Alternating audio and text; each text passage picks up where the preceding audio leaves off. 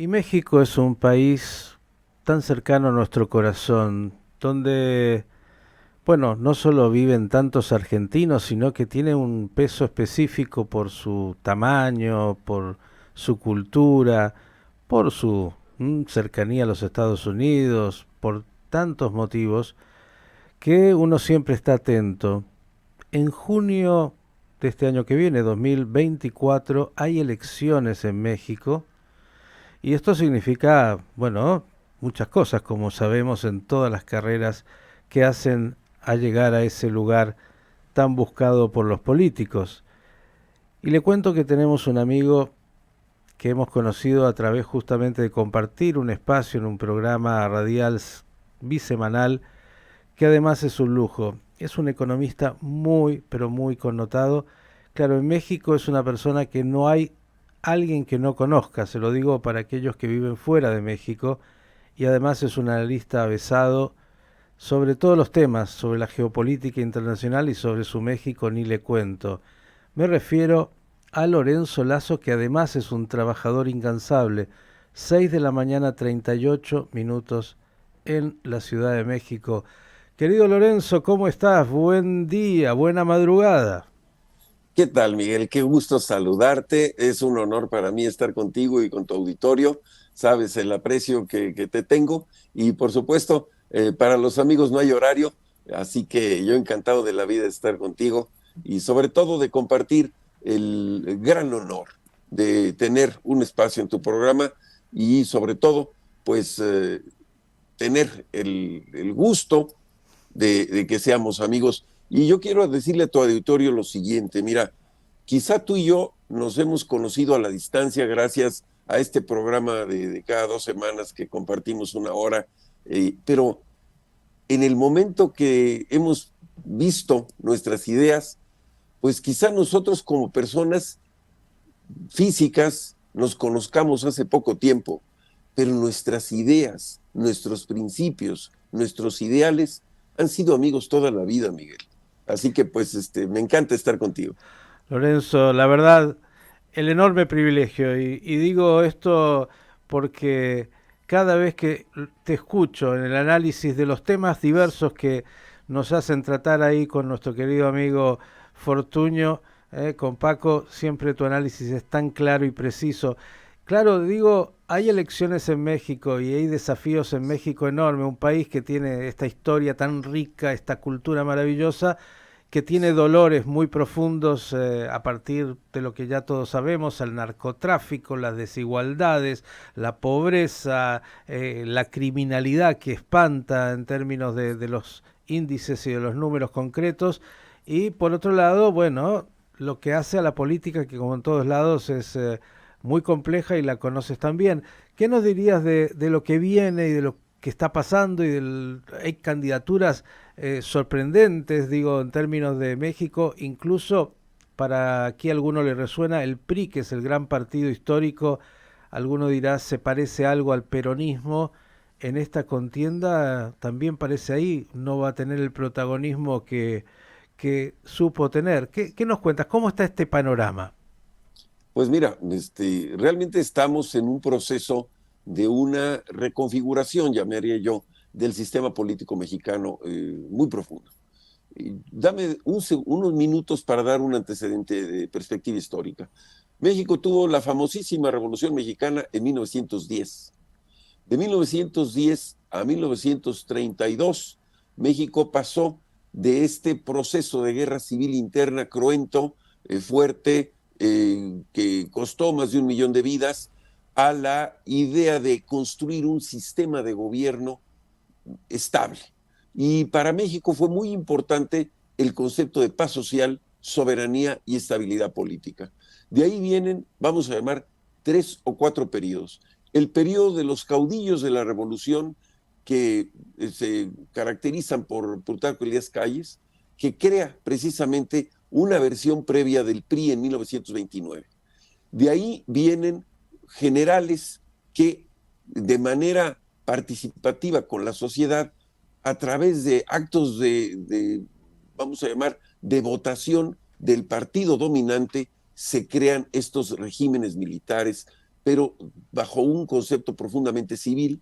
Y entonces ahí emerge uno de los líderes importantes con una visión de izquierda, que es Lázaro Cárdenas. Y de ahí, en 1946, al terminar la Segunda Guerra, estos presidentes militares que había, uno de ellos, te repito, Lázaro Cárdenas, el otro, Ávila Camacho, Manuel Ávila Camacho, y viene el presidente Miguel Alemán. A partir de Miguel Alemán, en 1946, a la fecha, México ha tenido presidentes civiles en mandos de 6 años constitucionales ininterrumpidos. Este periodo nos lleva de 1946 al año 2000 con la hegemonía de un partido de Estado, un partido único, un partido de bases sociales, que es el PRI.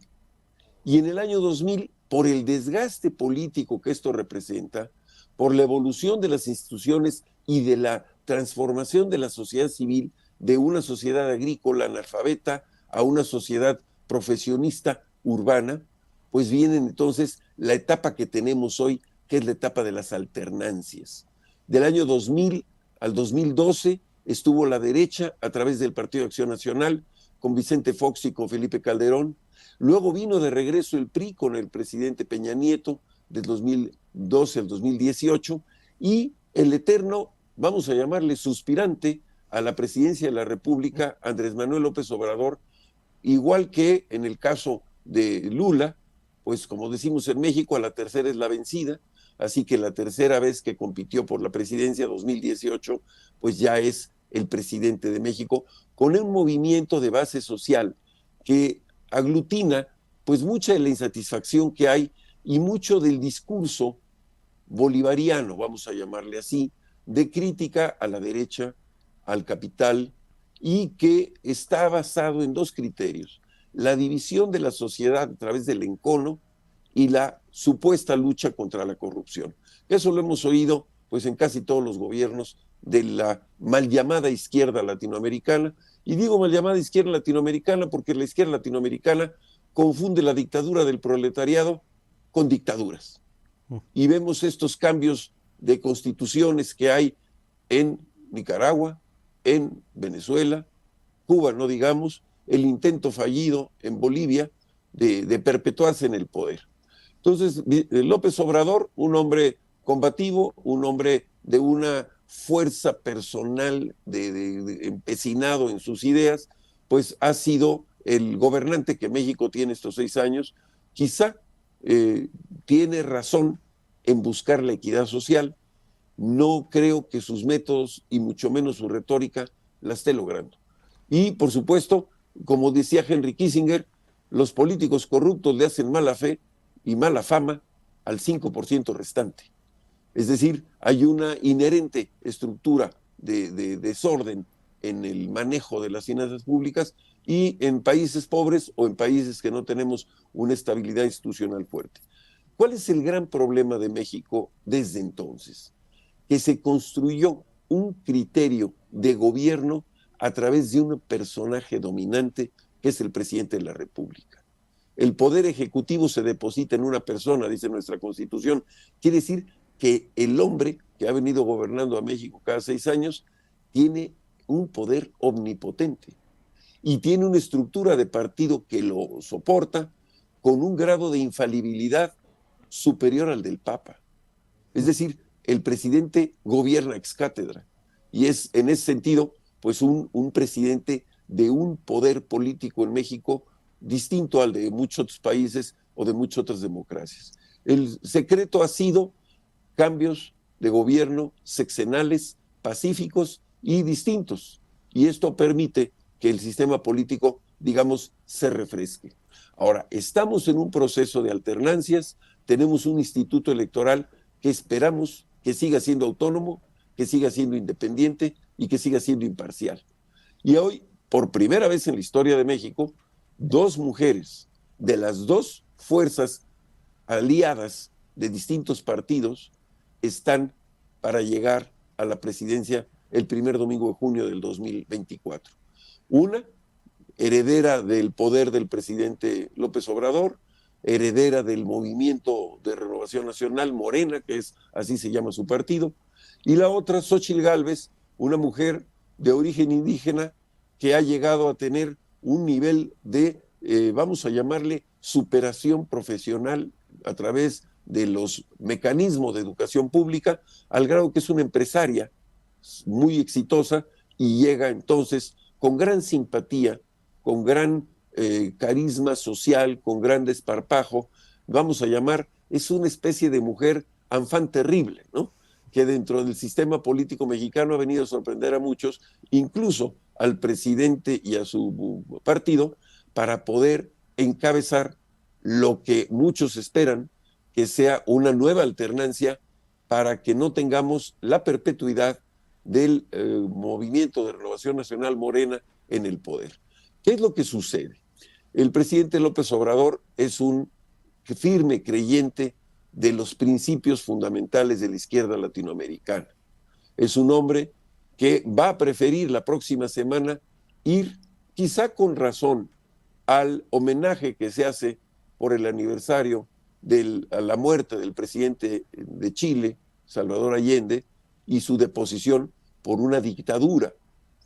Curiosamente, quizá esté acompañado de los grandes caudillos actuales de la izquierda latinoamericana, uno Maduro, el otro Ortega, que son los que van a elogiar la figura del presidente de Chile, Salvador Allende, depuesto en 1973 por un golpe de Estado militar, pero curiosamente son los dos aversos profundos a la democracia, han perseguido sus alternancias y son dictadores.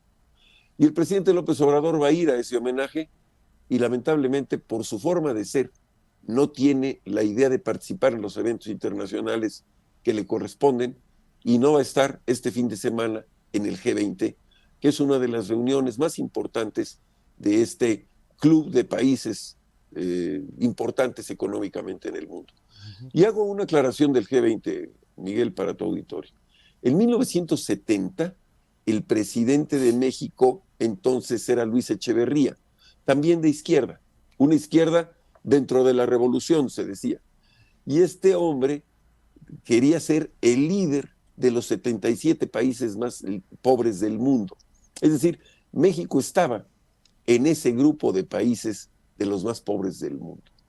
24 años después, esos años que el presidente López Obrador dicen que son del mal periodo neoliberal y que son todo el satanismo ideológico de la economía de libre mercado. De 1970 a 1994, México pasó de ser un país que quería ser el líder de los países del tercer mundo a ser uno de los 20 países de las economías más grandes del mundo, con un tratado de libre comercio exclusivo, personal y transferible con Estados Unidos y Canadá. Es decir, pasamos de ser del sótano de la economía mundial a estar, vamos a llamar así, en el penthouse de la economía mundial. Y de esto siendo el principal proveedor de la economía más grande del mundo en aquellos años. Así que estamos confrontando no solamente por primera vez a dos mujeres para tener la presidencia de México, que es un acto realmente importante por el tema de equidad, por el tema de justicia de género y de oportunidad que esto representa, pero también el hecho de que este país de charros y machos, pues muchos van a tener que aceptar que lo que falta de equidad, pues ahora se logre con toda libertad y con toda democracia. Y el otro punto es que son dos modelos de país contrastantes, realmente contrapuestos, y que va a ser o una economía de Estado centralizado o una economía de mercado, pero con un aspecto social, no socialista, social. Ese es el dilema de México que empieza hoy en esta etapa ya de legalidad en el periodo de precampañas formales de estos dos grupos de partidos. Y como siempre, pues hay una figura o una estructura fuera de control o fuera de este juego, que es un partido pequeño de gran arraigo social porque es un partido disruptivo que se llama Movimiento Ciudadano. Este partido va a ser el que se vaya o con Morena o con el grupo del Frente Amplio, que así se llama hasta ahora, la posición de la no izquierda, porque no es una derecha rampante, ¿verdad? Ahí está el viejo PRI, con una búsqueda de nueva identidad muy disminuido. Ahí está el Partido de Acción Nacional, con una simpatía social urbana, de clase media, y está la parte que queda de una izquierda que no es dogmáticamente obsesiva, que es el Partido de la Revolución Democrática. Con la aclaración que las izquierdas latinoamericanas, como saben muy bien todo el mundo, no son las izquierdas escandinavas.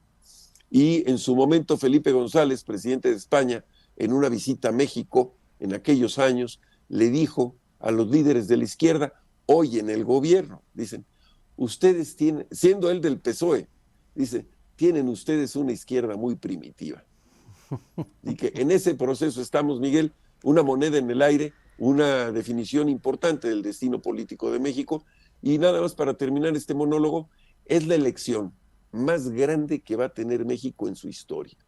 Más de 17,000 cargos públicos se van a elegir por partido, 1,800 alcaldes, 100 legisladores federales de la Cámara de Diputados, son titulares y suplentes, 128 senadores, porque son titulares y suplentes, 9 gobernaturas, y en esas gobernaturas sus congresos locales, que entonces nos dan una cifra de 16 o 17,000 candidatos o candidatas que vamos a buscar, que este proceso de feminización de la democracia mexicana tenga respeto a 3 hechos que casualmente son realmente conceptos verbales femeninos: las libertades, la democracia, la legalidad, la justicia y, de manera muy importante, el respeto a la propiedad privada.